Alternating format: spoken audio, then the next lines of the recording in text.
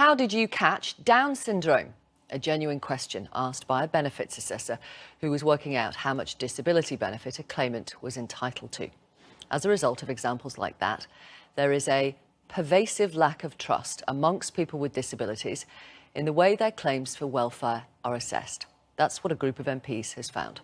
Since 2013, 290,000 claims for personal independence payments or employment and support allowance, which were initially rejected, have gone on to be approved at appeal.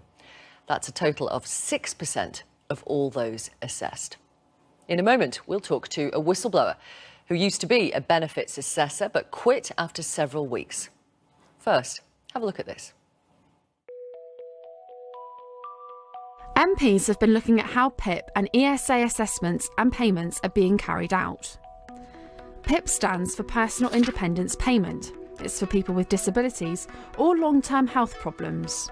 It's aged at people between 16 and 64. PIP is a non-means tested benefit, which means it doesn't matter how rich or poor you are, you're still eligible to claim it. It's to help with the living costs that accompany any condition.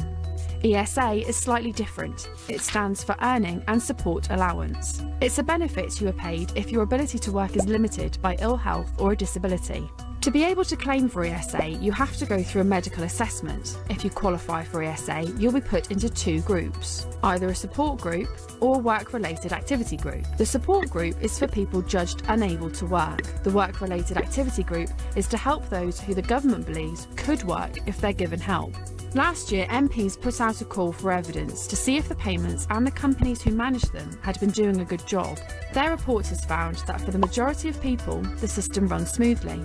But for a small minority, when things go wrong, they go very wrong. Many say the outcome of their assessments bore little relation to their circumstances, and that assessors were ignorant. One woman was allegedly denied benefits because her report said she walks her dog, but she says she can't walk and doesn't have a dog. Another person with Down syndrome says they were asked when they caught it. After 4,000 submissions, MPs have now made recommendations for changes. They say the claim process should be made easier.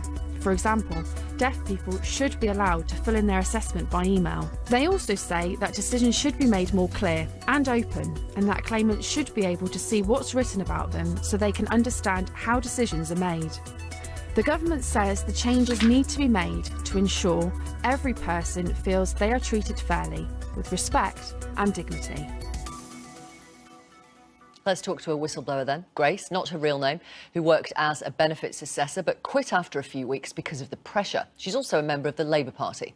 Frank Field is here. He too is a member of the Labour Party. He's the Labour chair of the Work and Pension Select Committee. That's the group of MPs who've released today's report. At her home in Yorkshire is Kath Scarlett, who was so distrusting of the process, she secretly filmed it when she was being assessed. Her Twitter bio says she, quote, fights for disabled people's rights in every waking minute. She's a trade unionist, a disability officer for the NUT and Labour. And in Salford, Martin Corr. He's a probation officer. He's registered blind, and he applied for PIP in order to get technology on his phone. Welcome, all of you. Thank you very much for talking to us.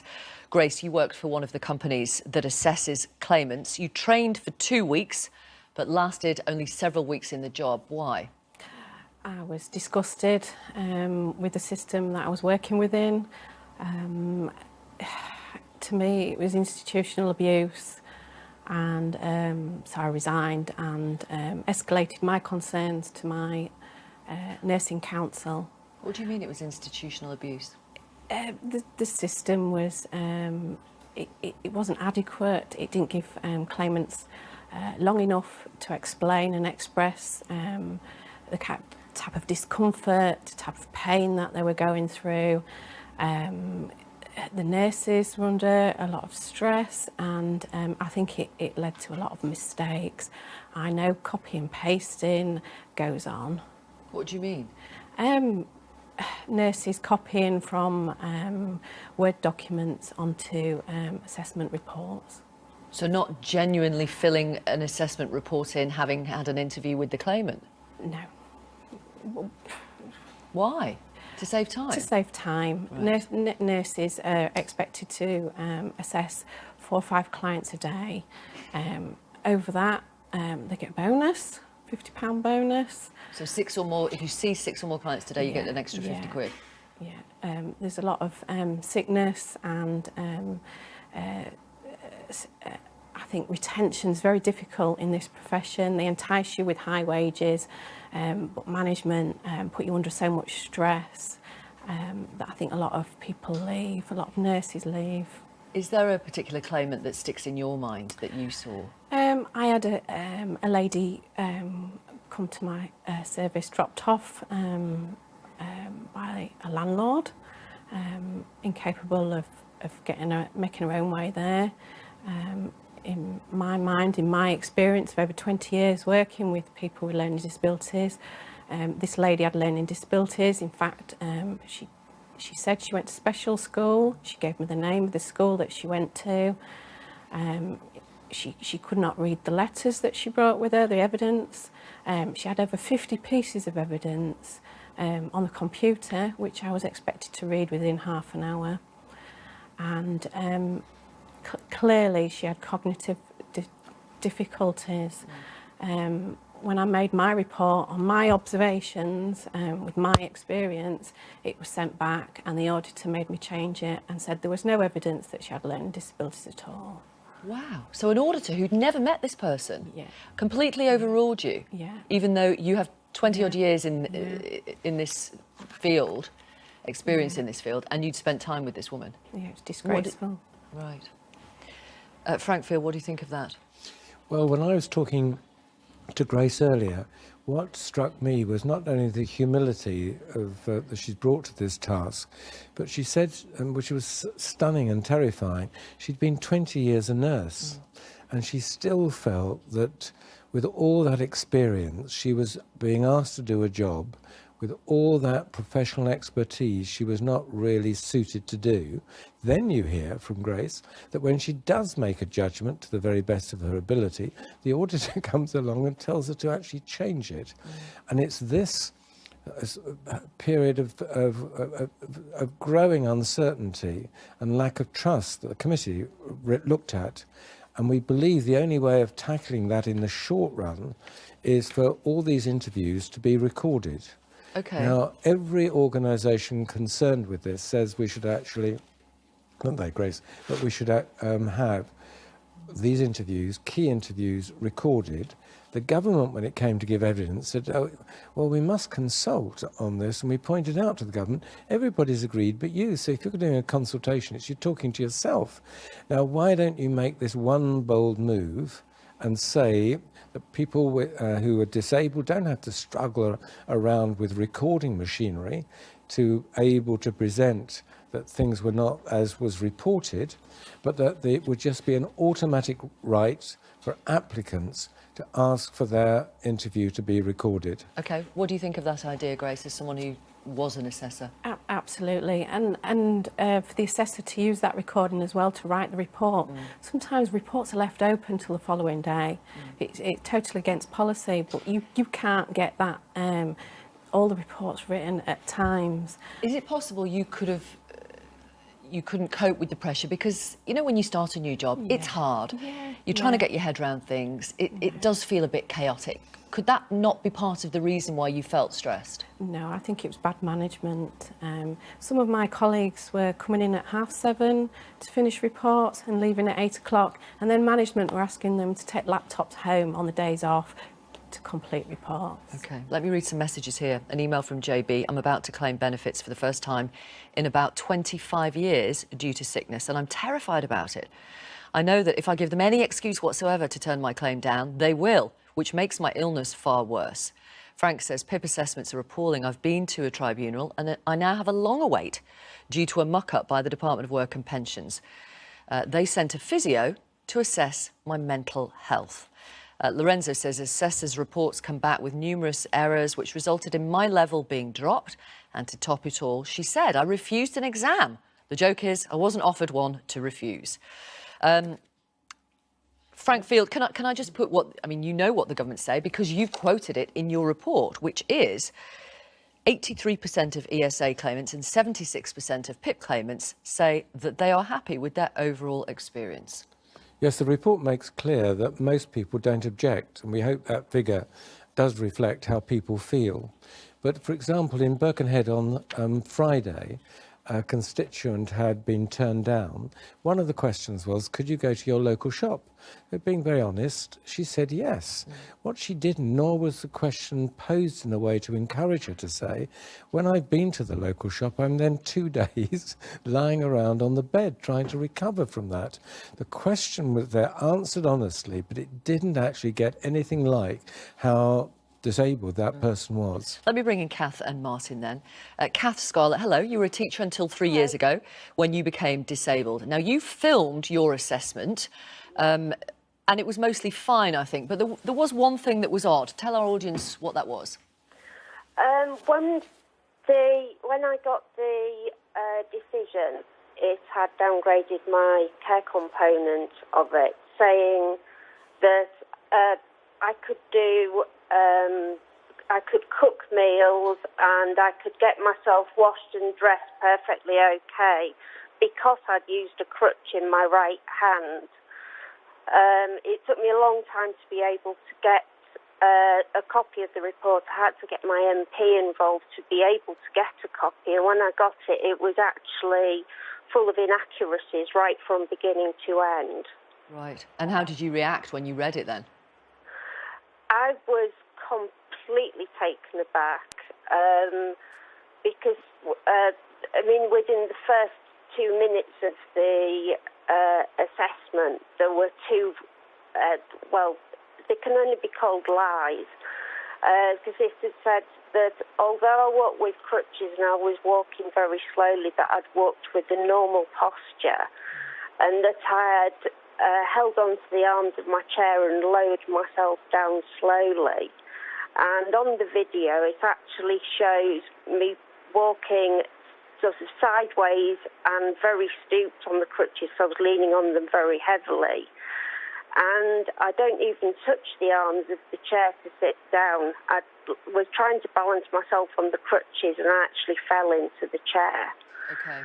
So not an accurate description, you say, of what actually happened. Absolutely not. And there were a huge amount of similar things within the report. Let me bring Martin in. Hello, Martin. Hi. I can't hear you down here for some reason. I'm not sure why. Try again. Hello. Yes, perfect. Hello, thank Hello. you. Martin, you've been registered blind since 1979. You work as a probation officer. I do. Why were you applying for PIP at all? Well, prior to PIP, I had been already in receipt of its predecessor, the Disability Living Allowance, and I was invited, so to speak, to apply for PIP.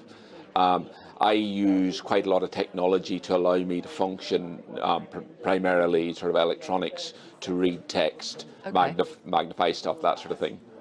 And how was the assessment process for you as someone who is blind and is never going to regain their sight? Well, it sort of starts off that they send you a 15, 16-page form in no other format but paper. Now that, if you're visually impaired, you sort of accept as the norm in life. I then was assessed by a very nice lady. I didn't have to get out of my chair at all, but from that assessment, she was able to establish that I could cook meals and I could sort of wash, dress, and could travel around safely. This was in spite of a letter from my consultant, which basically said that this man has little or no vision and would be severely impacted, from a mobility officer who is a specialist in training visually impaired people to move around safely, that I needed a white stick to safely navigate even in unfamiliar routes. The report, when I got it back from the DWP as part of the dossier for tribunal, said that whilst they knew that Mr. Corr had a white stick and that he did use it to prevent it from bumping into things, they did not deem it to be an aid. Eh? They did not deem it to be an aid. I'm sorry, this is like a parallel universe. It's absolutely well, there was lots of lovely suggestions from my colleagues at work about what it actually was for. I bet some you can't mention on daytime TV as well. None of which could be broadcast, no. Yeah, exactly. OK. OK, so let me read some more of the statement from the DWP, the Department of Work and Pensions. They say, our aim has to be that every person feels they are treated fairly, with respect and with dignity, and we're committed to continuously improving the experience of our claimants. That's why we've commissioned 5 independent reviews of the work capability assessment, accepting over 100 recommendations, and 2 independent reviews of PIP assessments. We continue to work closely with our providers to ensure people receive high-quality assessments, and are exploring options around recordings to promote greater transparency and trust. Well, it's good to hear that, but they could actually announce today they're doing, as Grace was saying, the really importance of recording these key interviews, but they also need to accept there's a real long-term problem. If you've got somebody like Grace, who's got 20 years of being a nurse, a really highly skilled person, feels that this is such a difficult task, then you've got problems, haven't you? But also, when they began this assessment procedure, they appointed 3 private companies to do it. They believed that that would attract many more private companies wanting to undertake the work. Okay. Now, they've not done that. None of the companies fulfill their targets. And the government's got this key question: what do we do now when the market's letting us down? Do we try and make a transition of bringing this back into house, where these benefits used to reside and from which the administration took place? Unlikely to happen. Well, it depends on the new Secretary of State, but okay. It fits a pattern now, doesn't it? Sadly, Victoria, that the high hopes of like with PFIs farming things out to the private sector don't always work. Well, but as you've acknowledged, most people are happy with their experience of being assessed. This from Louisa: I'm a wheelchair user. My PIP assessment was very thorough. It lasted over an hour, and it would have wheedled out any scammers. Well, that's really good, but no one's done the survey on those who are alleged to be. I hope they are satisfied, because otherwise it's even more drastic, isn't it? Okay. But no one's done, certainly the government hasn't done a survey on those, and we just had this inquiry, had more people write in, thousands, we've never had that before, of people, as Grace has described, feeling they got a really rough deal. Okay. Thank you. Thank you very much for coming on the programme. Frank Field, Labour Chair of the Work and Pensions Select Committee, who produced this report today. Thank you, Martin Corr, joining us in Salford. Grace, the whistleblower, not her real name, member of the Labour Party, and Kath Scarlett, a disability rights campaigner, trade unionist and disability officer for the NUT and Labour. Thank you very much for your time. I have many messages from you. I will read some more, of course, through the rest of the programme. Do keep them coming in. Send me an email, victoria@bbc.co.uk, or you can message us on Twitter or WhatsApp.